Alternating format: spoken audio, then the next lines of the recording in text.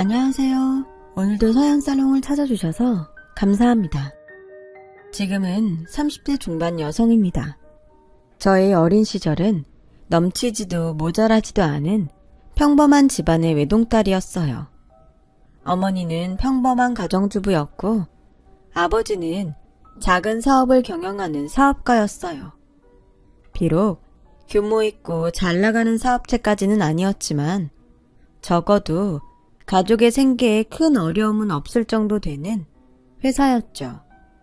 그러던 어느 날, 제가 딱 대학교 2학년에 재학 중이던 21살 시절, 아버지의 사업이 부도를 맞게 되면서 저희 가족에게 파산 위기가 닥쳐왔어요. 저와 친정 어머니는 가족의 파산만큼은 어떻게든 막아내기 위해 직업전선에 뛰어들었죠. 평범한 가정주부이던 친정 어머니는 야쿠르트 프레시 매니저, 소위 말하는 야쿠르트 아줌마가 되어 돈벌이를 시작했고, 대학을 자퇴한 저는 고졸사원 신분으로 중소기업에 취업해 격리로 근무하기 시작했어요. 그러는 한편으로 투잡도 뛰었어요. 편의점 야간 아르바이트였죠. 아버지의 사업 실패로 인한 빚을 하루라도 빨리 청산하고 가족을 가난으로부터 구제하기 위해서였어요. 하지만 빚은 생각보다 많았고 30대 초반이 될 무렵까지 중소기업 격리와 편의점 야간 아르바이트라는 투잡을 계속 이어나가야만 했죠. 친정 어머니도 야쿠르트 프레시 매니저로 꾸준히 열심히 일하셨고요. 그렇게 억척스럽게 살아온 저희 모녀 덕분에 아버지의 빚 청산이 손 뻗으면 닿을 듯 가까워졌을 즈음해서 이런 생각이 들더라고요. 이제는 친정의 경제난도 어느 정도 안정이 된 상황이니 마음 놓고 새 가정을 꾸려도 되겠다는 생각이었죠. 그래서 저는 몇 년간 연애해온 남자친구와 결혼 준비를 시작했어요. 예비신랑은 제가 야간 아르바이트를 이어오던 편의점의 점장이었어요. 예비신랑도 성실하고 저 또한 성실하니 지금처럼 둘이 함께 열심히 벌어서 살면 결혼 후 태어날 자식에게 가난의 그림자를 물려주지 않을 수 있겠구나 싶었죠. 문제는 저와 예비신랑이 근무하는 편의점 사장인 예비시모였어요. 예비시모는 매출이 무척이나 잘 나오기로 유명한 알짜배기 편의점 3개를 운영하는 깨부자였어요. 그런 시모는 친정 아버지의 사업 실패로 인해 가난해진 집안의 딸인 저와 부잣집 아들인 예비신랑의 결혼을 반대하고 나섰죠. 특히나 저희 결혼 스펙이 대단히 마음에 들지 않는다는 속마음을 노골적으로 표현하고는 했어요. 어땠냐면요. 듣자니 대학교 2학년을 다니다 말고 중퇴했다면서? 네, 어머님. 딱 대학교 2학년 때 친정아버지의 사업이 부도가 나는 바람에 저랑 친정어머니랑 둘이서 가족의 생계를 짊어져야만 했었거든요. 구구절절 사연 말고 결과만 얘기하자꾸나, 결과만. 그래서 따지자면 넌 기껏 고졸밖에 안 된다는 소리잖니? 그렇지? 굳이 따지자면야 그런 셈이지만 누구보다 열심히 그리고 성실하게 살아왔다고 자부합니다. 왜 자꾸 딴소리를 하고 앉았니? 결과만 따지자고, 결과만. 어떤 삶을 살아왔느냐가 중요한 게 아니야. 지금 네가 어떤 결혼 스펙을 가지고 있느냐가 중요한 거지. 결혼 스펙이요? 그런 말은 처음 들어보는데요.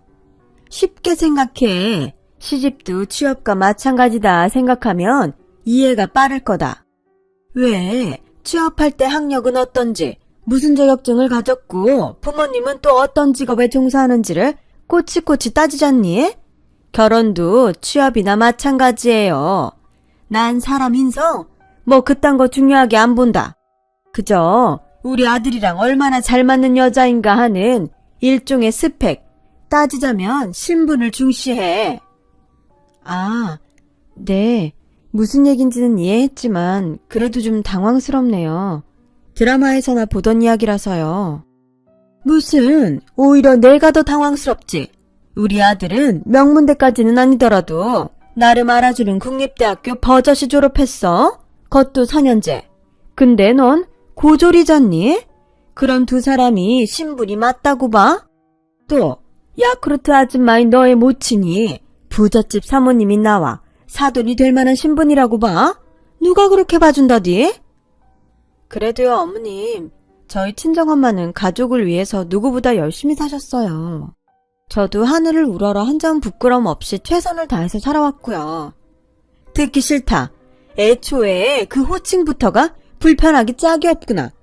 결혼을 허락할 생각도 없는 사람한테 어머님이 뭐니 어머님이. 그럼 뭐라고 불러야 할까요? 사장님. 그래, 사장님이 좋겠다. 네? 결혼 허락은 꿈도 꾸지 말라는 뜻으로 사장님. 오케이? 이해했으면 가서 일이나 해. 요즘 젊은 놈의 알바생들은 어쩜 그렇게 하나같이 책임의식들이 없는지. 너랑 내가 이러고 있는 사이에 내 편의점은 또 엉망이 되어가고 있어. 알아? 매번 이런 식이었어요. 결혼을 반대하는 예비시모는 고졸이라는 저의 학력을 트집잡고 겉도 모자라서 요크루트 아줌마라는 친정 어머니의 직업까지도 무시해대기 일쑤였죠. 그러더니 결혼 얘기가 나온 직후부터 저에게 편의점 알바 월급을 한 푼도 주지 않기 시작했어요. 결혼을 반대한답시고 어머님이라고도 부르지 못하게 하면서도 예비시모 본인의 편의점을 가족 같은 직장이라며 자칭했고 그놈의 가족 같은 직장이라는 명분 아래 저를 공짜로 부려먹으려 들었어요. 그런 예비시모의 앞뒤가 맞지 않는 행동은 갈수록 심해지더군요. 저에게 직장 근무 시간에 조퇴까지 해가면서 편의점 알바 땜빵을 서놓으라고 강요하지를 않나. 업무의 연장선이라는 핑계로 예비시댁에 자잘한 집안일과 잡일들까지 모조리 저한테 떠넘기지를 않나. 갑질과 횡포가 이만저만이 아니었죠. 그 모든 순간을 저에게 가족이라는 명분과 잣대를 들이밀며 부려먹으려 들면서도 여전히 결혼 반대 입장은 달라지지 않았어요. 제 입장에서는 당연히 매 순간이 당황스럽고 혼란스러웠을 수밖에요. 가족으로 절대 받아들여주지 않겠다면서도 일 시키고 월급 안 줄 때에만 콕 찍어서 가족을 강조해대는 사람이 어쩌면 이렇게 양면적일 수 있을까 싶더라고요. 물론 그렇다고 해서 제가 고분고분 생각 없이 당하고만 있었던 건 당연히 아니죠. 20 초반부터 겪어온 사회생활과 경험이 얼만데요. 그 수첩은 뭐니? 업무일지예요, 어머님. 왜 자꾸 어머님이래? 사장님이라니까, 사장님! 네, 그래요. 아직 결혼 허락받은 사이도 아니니까 사장님이라고 부를게요. 만족하시겠어요? 만족하고 말 것이 뭐 있어? 당연한 노릇을. 됐고, 무슨 업무일지에 숫자가 그렇게 많니? 무슨 금전출납 장부같이 생겼다 얘. 장부 쓰는 솜씨도 제법이고. 21살이던 시절부터 지금까지 격리료만 10년 근무했어요. 이 정도 솜씨는 당연하죠. 내가 늘 말하잖니? 결론만 얘기하라고. 결론만. 이게 무슨 장부인지. 결혼 얘기 나온 직후부터 받지 못한 편의점 야간 알바 월급 장부예요. 자잘하게 시키셨던 집안일이랑 잡일들까지 근무 시간에 포함시킨 급여 장부이기도 하고요. 너 보기보다 위험한 애구나. 네? 이러니 내가 결혼을 반대 안 하고 백이겠니? 결혼도 전부터 시댁 말아먹을 생각부터 하고 있는데. 시댁 말아먹을 생각이라뇨. 이건 그냥 제가 열심히 일한 결과로 당연히 받아야 하는 급여 내역일 뿐이잖아요. 가족 같은 직장이라고 했잖아. 가족끼리 잔일 좀 도왔기로서니 그걸 따박따박 돈으로 받아가야 꼭 직성이 풀리겠어. 우리 편의점이 네 부친 회사였다면 꼬박꼬박 월급 챙겨갔겠냐고. 언제는 가족 아니라면서요.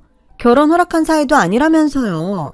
그래서 어머님이라고는 부르지도 못하게 하면서 가족 같은 직장은 뭐고 가족끼리 잔일 좀 도왔다는 건 대체 무슨 소린가요? 가타부타 시끄럽고 내일 중으로 우리 집으로 와서 창틀 좀 닦아놔. 겨우내 먼지가 아주 많이 쌓여있으니. 그랬어요. 저는 결혼 얘기가 나온 직후부터 단 한 푼도 지급받지 못했던 편의점 야간 아르바이트 월급과 예비시모가 사사건건 불러다 시켰던 잡일들에 대한 미지급 급여 내역까지를 꼬박꼬박 정리해두고 있었어요. 저 10년차 격리였다고요. 10원 한 장 빠져있지 않을 만큼 아주 꼼꼼하게 잘 정리된 장부였어요. 그럼에도 예비시모는 저를 계속 공짜로 부려먹으려 들면서도 꾸준하게 결혼 반대를 고소해왔을 뿐이었죠.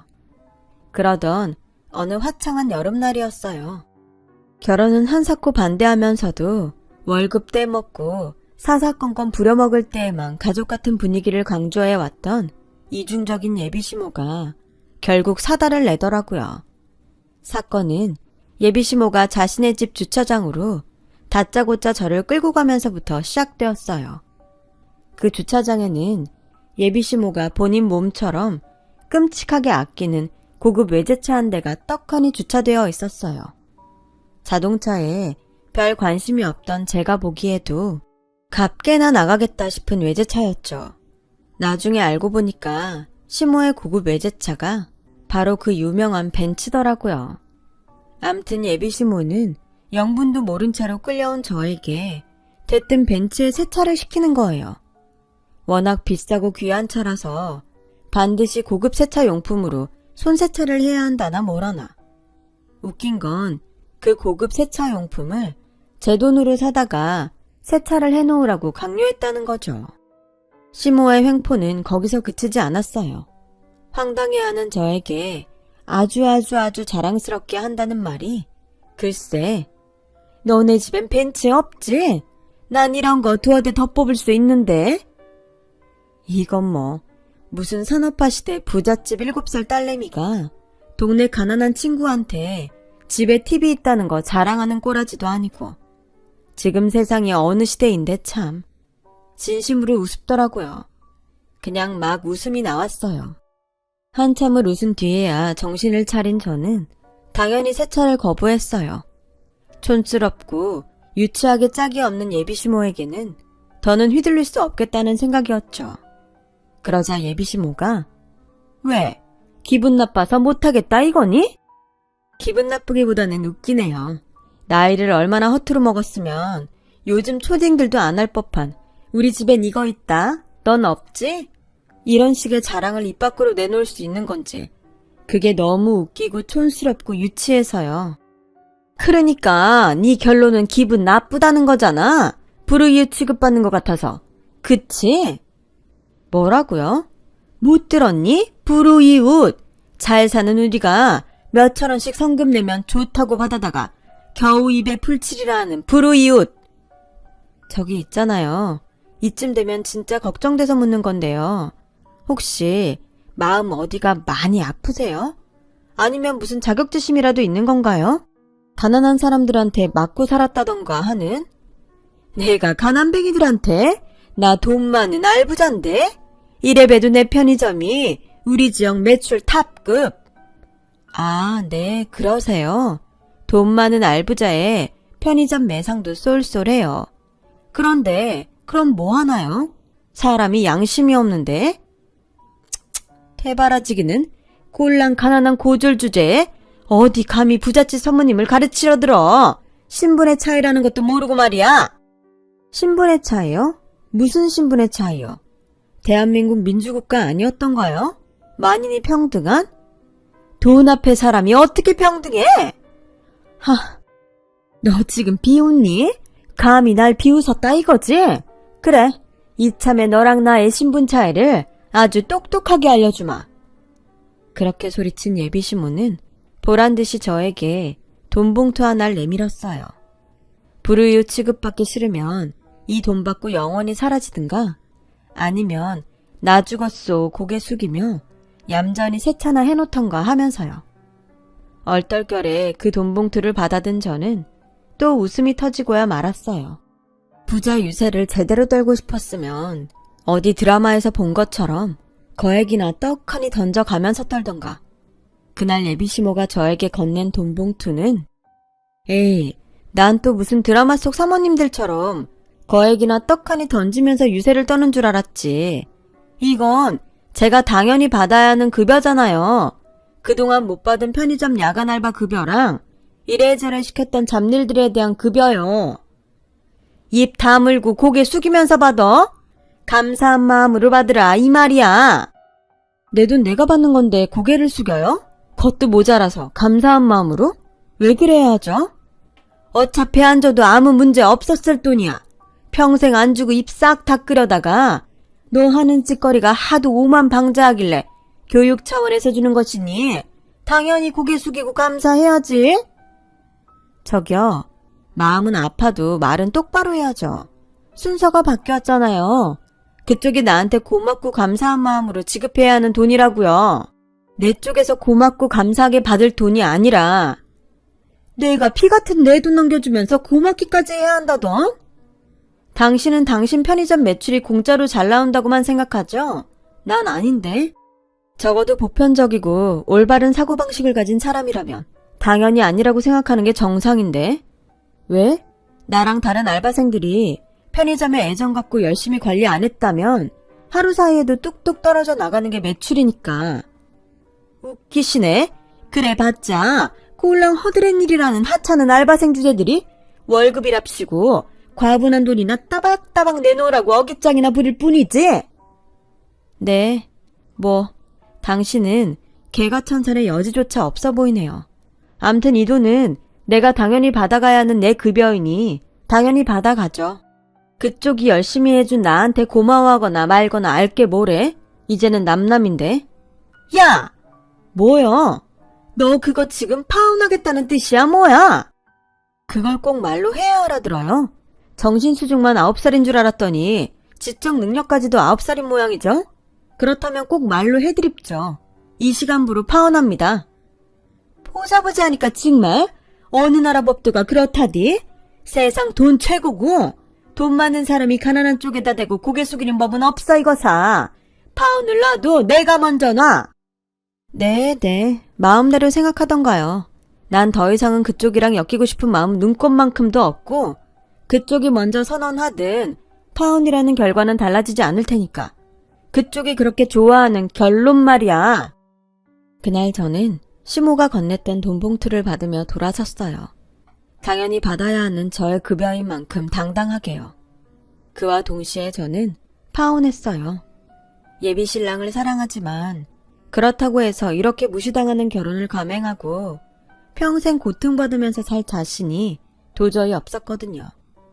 불행한 결혼은 저를 낳고 사랑으로 키워준 친정 부모님의 가슴에 대못을 박는 일이라는 생각도 들었고요. 저희 파혼 결심을 들은 예비 신랑은 한참을 말없이 울었어요. 그리고는 파혼해야겠다는 저의 생각을 존중해 주었어요. 예비 시모를 향한 분노를 동시에 품은 채로요. 파혼을 맞이한 저는 곧장 두 번째 삶을 위한 선택의 기로와 마주섰어요. 제가 파혼을 맞이했던 때는 마침 친정아버지의 빚을 모두 청산했던 상황이었거든요. 이제는 나의 삶을 되찾아야겠다 싶었던 저는 10년간 격리로 일해왔던 직장에 사직서를 냈어요. 예비시모의 편의점 야간 알바는 파혼을 선언하면서 이미 그만둔 상태였고요. 그렇게 저희 앞에는 두 가지 길이 놓여 있었어요. 중단했던 대학 공부에 다시 도전하느냐, 아니면 진짜 마음이 끌리는 일에 도전할 것이냐. 그 선택의 기로에서 저는 마음이 끌리는 일을 선택했어요. 공인 노무사 시험 준비였죠. 공인 노무사에 대한 설명을 잠깐 드리고 넘어가자면 노무사는 노동법률 전문가로서 악덕 사업주로부터 고통받는 근로자들을 보호하는 역할이 주 업무인 직업이에요. 그리고 제가 대학 공부가 아닌 노무사라는 직업에 마음이 끌렸던 이유는 바로 예비시모 때문이었죠. 예비시모로부터 임금체불을 당하면서 저 말고도 열심히 일해서 번 돈을 제대로 받지 못하는 사람들이 많다는 사실을 알게 되었거든요. 저 또한 한때는 임금체불의 피해자였기에 그들의 아픔을 100% 1000% 공감할 수 있었고요. 그렇게 저는 열심히 일하는 사람들의 등골을 빼먹는 악덕 사업자들이 많다는 걸 깨달았고 사회 정의를 바로잡기 위해 노무사라는 직업을 선택했던 거예요. 조금 더 구체적으로는 근로자들을 악덕 사업자들의 횡포로부터 지켜내기 위해서였죠. 결심을 굳힌 저는 공인 노무사가 되기 위한 시험 준비를 시작했고, 그로부터 약 2년 뒤. 엄마, 나 있잖아요. 붙었다? 응? 붙었다고요. 합격했다고요. 나 이제 진짜 공인 노무사 됐어. 어머나, 그게 진짜니? 당연하죠. 설마 노무사 입에서 거짓말 나올까봐? 아니지. 노무사 입에서가 아니더라도 우리 딸 입에서 거짓말이 나올 리가 없지. 그럼. 내 말이요. 가만히 있어보자. 지금 이러고 있을 게 아니라 엄마랑 같이 어디 좀 나가자. 후딱 외출 준비하고 나오렴. 외식하게? 오늘 갈비 먹나 갈비? 외식은 당연한 거고, 엄마가 너 노무사 시험 준비할 때부터 생각했던 선물이 하나 더 있어서. 선물요? 일단 따라와 봐. 금방 알게 될 거야. 친정 어머니가 저를 데리고 간 곳은 어느 사무실이었어요. 작고 소박하지만 노무사라는 저의 꿈을 펼치기에는 아늑하니 딱 안성맞춤인 곳이었죠. 좋다. 안 그래도 사무실 자리 알아보려던 참이었는데 언제 이런 걸 또 알아봤대? 우리 딸이 노무사가 되겠다는 꿈을 품었을 때부터 생각하고 있던 일이야. 입주만 하면 잔금까지 다 치러줄게. 에이, 뭐하러요. 엄마가 얼마나 힘들게 일해서 번 돈인데. 열심히 힘들게 일해서 번 돈, 나도 뜻깊은 곳에 쓰고 싶어서 이 정도면 엄마도 우리 딸이랑 같은 꿈을 꾸고 있는 걸로 봐주렴. 엄마도 우리 딸처럼 훌륭한 일, 약자를 돕는 일에 쓰고 싶어. 알았어. 고마워요, 엄마. 나 앞으로 진짜 열심히 해볼게. 그렇게 저는 친정 어머니와 함께 노무사 사무실을 개업했어요. 모녀가 함께 사회 정의를 위해 힘쓰고자 마련한 사무실인 셈이었죠. 그리고 오래지 않아 첫 의뢰인이 노무사 사무실을 찾아왔어요. 첫 의뢰인은 공교롭게도 예비시모의 편의점 중 하나에서 오래 일했던 알바생이었어요. 긴 시간 임금체불을 당해왔던 처지였죠. 의뢰인의 사연을 듣는 내내 제 머릿속에는 그여편네 아직 버릇 못 고쳤구나 싶은 생각이 떠나질 않았고, 이참에 정의구현 한번 제대로 해보자는 결심을 굳힌 저는 의뢰인의 도움을 받아 예비시모로부터 월급을 떼먹힌 피해자 아르바이트생들을 수소문했어요.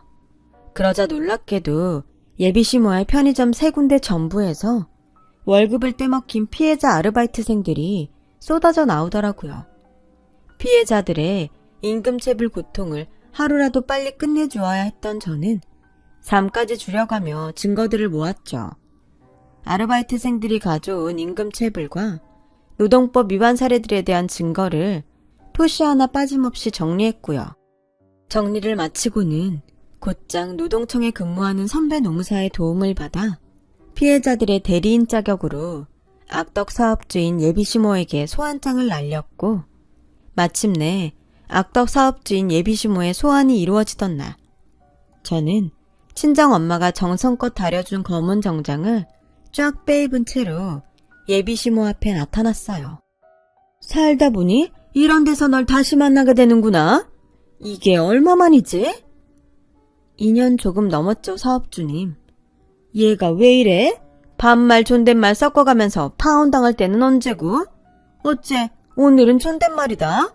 꼴에 정장까지 쫙 빼입고서는? 파혼은 제가 먼저 선언한 거죠. 그리고 사업주님께서도 이 자리 저한테 존댓말을 쓰셔야 할 겁니다.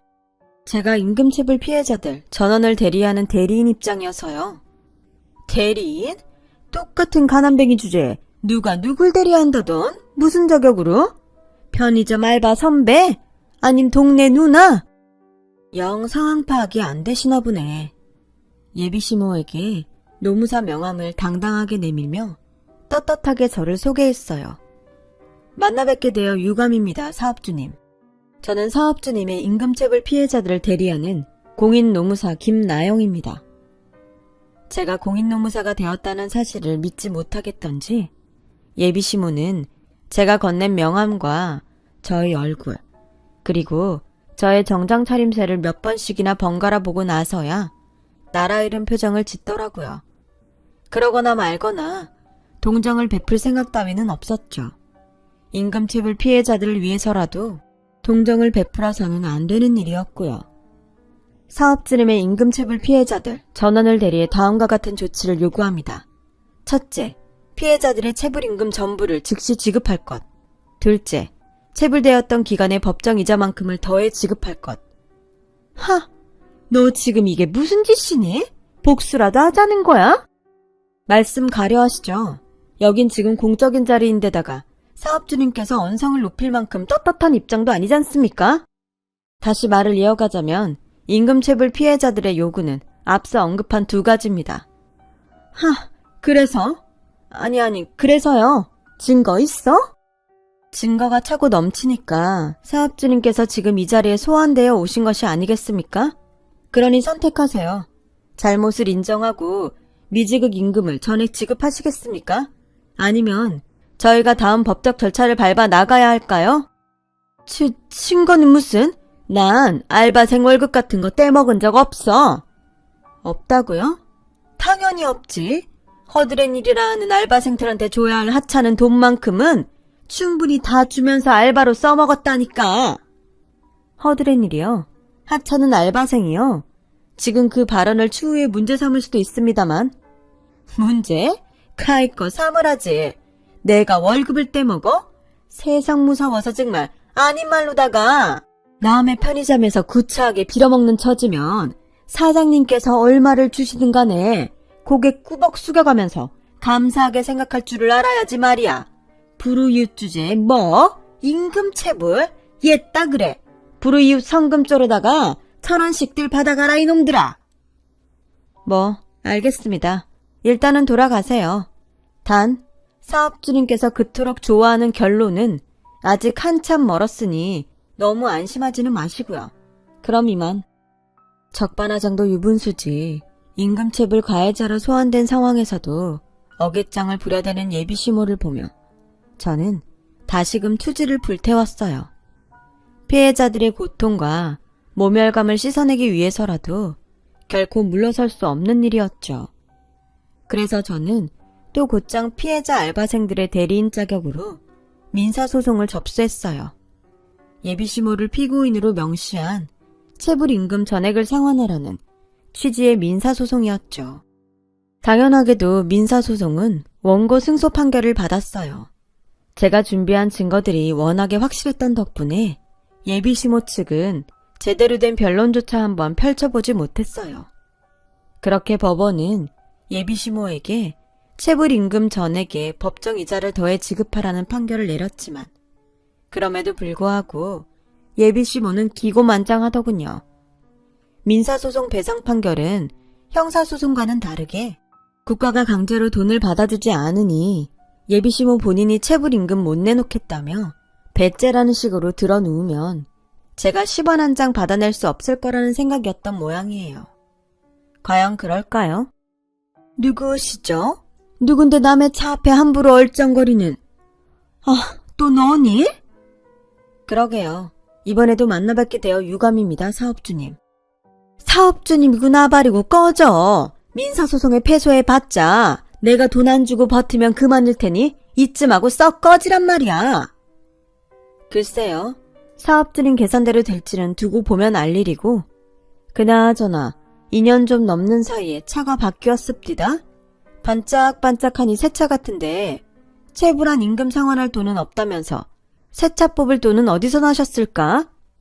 너 뭐야? 너 사채업자야? 지금 나 협박하니? 사채업자 아니고 노무사요. 협박이 아니라 정당한 법 집행 차원에서 방문한 거고요. 노무사 주제에 법 집행은 무슨? 네가 검사야? 판사야? 검사 판사도 국민재산 멋대로 못 손대는데 니깎게 뭐라고? 남이 예지중지 아끼느라 몇 번 타보지도 못한 벤츠 앞을 기웃거려? 글쎄요. 오늘부로 이 차 사업주님 차 아닌 걸로 알고 있는데? 뭐야? 법이 그렇게 만만한 게 아니거든요. 이게 바로 결론을 그렇게 좋아하는 사업주님에게 노무사인 제가 보여드리는 결론이고요. 저는 법원에서 발급받아온 서류를 예비시모에게 건넸고 서류를 찬찬히 읽어보던 예비시모는 사색이 되었어요. 그 서류는 바로 예비시모가 얼마 전 새로 뽑은 뒤 애지중지 아끼느라 몇 번 타보지도 못한 벤츠를 압류하겠다는 압류통지서였죠. 맞아요.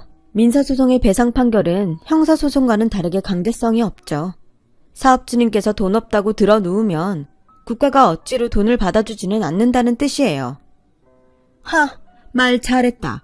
너 그럼 이거 불법이라는 소리잖아. 노무사라는 게 법을 막 어기고 그럴 수 있어? 사람 말 좀 끝까지 들어요. 법이라는 게 그렇게 만만하고 허술하지가 않다고요. 임금체불을 당한 피해자들은 채권자가 되는 거고 채권자들에게는 피해 금액을 받아낼 수 있는 채권 추심 절차라는 게 있죠. 이에서는 지금 법정의 판결을 바탕으로 적법한 채권 추심 절차에 따라 사업주님의 외제차를 압류하겠다는 겁니다. 헛소리 작작해. 편의점 인근건은 사업장인 편의점과 관련된 일이야. 근데 사업장과 관련도 없는 내 개인 재산까지 채권 추심해도 된다는 법은 대한민국에 없어. 편의점 세 곳 모두 사업주님의 개인 사업자 명의로 되어 있더군요. 저희가 압류하라는 벤츠 또한 사업주님의 개인 사업자 명의로 구매한 차량이고요. 여기서 질문 하나 하죠. 사업자의 임금체불로 인한 채무를 동일 사업자 명의로 되어 있는 외제차, 벤츠를 압류해 청산하겠다는 것이 불법입니까? 위법인가요? 아니죠. 합법이죠. 그러니 현 시간부로 사업주님의 벤츠 차량은 정당한 법적 절차에 따라 압류되었음을 통보합니다. 이성을 잃은 예비시모가 다짜고짜 저의 뺨을 때리려 들었어요. 그때 불쑥 나타난 예비신랑이 저를 감싸주었죠. 예비신랑은 결혼을 망친 것도 모자라서 편의점 직원들에게 아들 체면까지 구겨버린 엄마를 원망하는 말을 쏟아내며 의절을 선언했어요.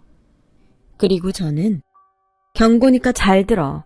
혹시라도 같은 잘못 한 번이라도 되풀이했다가는 언제든 나를 다시 만나게 될 거야. 내 힘 닿는 한 최선을 다해서 정의구현을 지켜줄 작정이거든.